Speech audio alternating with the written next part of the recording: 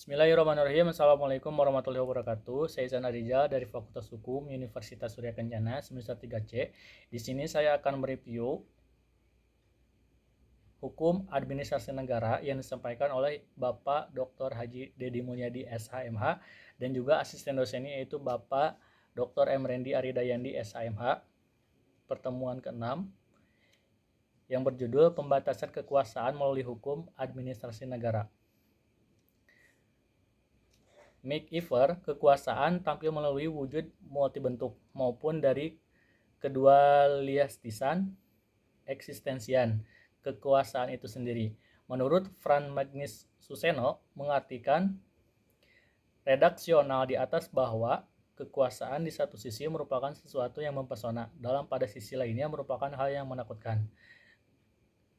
Sebagai sesuatu yang mempesona karena mengingat multifungsinya. Dengan memiliki kekuasaan maka praktis akan dapat dicapai segala yang dikehendaki pemegangnya. Selanjutnya, ada yang menakutkan.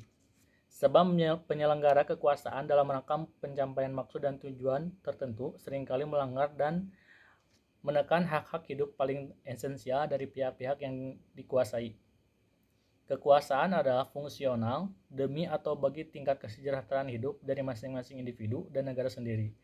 Cara dan sarana untuk mengawasi dan membatasi kekuasaan diantaranya yang pertama ada moralitas atau religius, yang kedua etika, yang ketiga hukum atau memuat sanksi konkret. Menurut Miriam Budiarjo, mengartikan negara adalah agensi atau alat dari masyarakat yang mempunyai kekuasaan untuk mengatur hubungan antara manusia di dalam masyarakat. Kekuasaan membutuhkan hukum untuk yang pertama, guna memberikan legitimasi terhadap penyelenggaraan kekuasaan di dalam kehidupan masyarakat.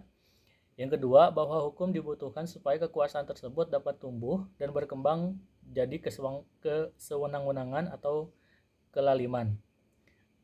Syahran Basah berpendapat bahwasanya administrasi negara ialah alat pelengkap negara atau tingkat pusat badan daerah yang menjalankan seluruh kegiatan bernegara dalam menyelenggarakan pemerintahan.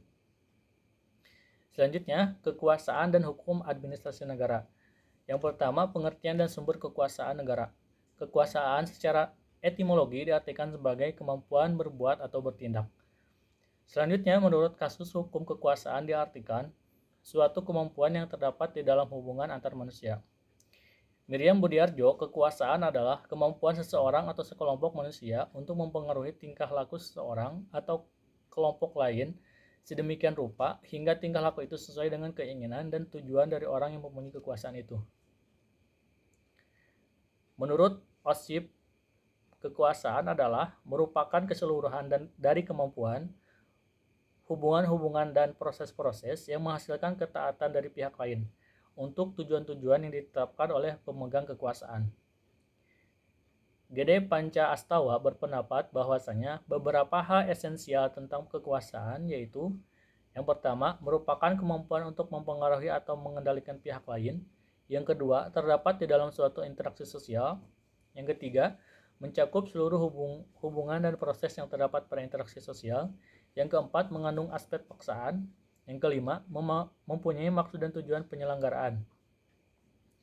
Kekuasaan negara diartikan adalah kemampuan organisasi kehidupan sosial dalam suatu wilayah untuk memaksa seluruh golongan dan kelompok sosial yang ada secara sah berdasarkan ketentuan-ketentuan hukum untuk mencapai tujuan kehidupan bersama yang ditetapkan sebelumnya. Sumber kekuasaan meliputi yang pertama kekuatan atau kekerasan, kekuatan fisik, yang kedua kedudukan atau jabatan, yang ketiga kekayaan, yang keempat kepercayaan atau keyakinan, yang kelima keterampilan atau keahlian. 5. Paham kedaulatan diantaranya paham kedaulatan Tuhan, yang kedua paham kedaulatan raja, yang ketiga paham kedaulatan negara, yang keempat paham kedaulatan rakyat, yang kelima paham kedaulatan hukum dari Immanuel Kant dan Leon Duguid. Sekian, terima kasih. Wassalamualaikum warahmatullahi wabarakatuh.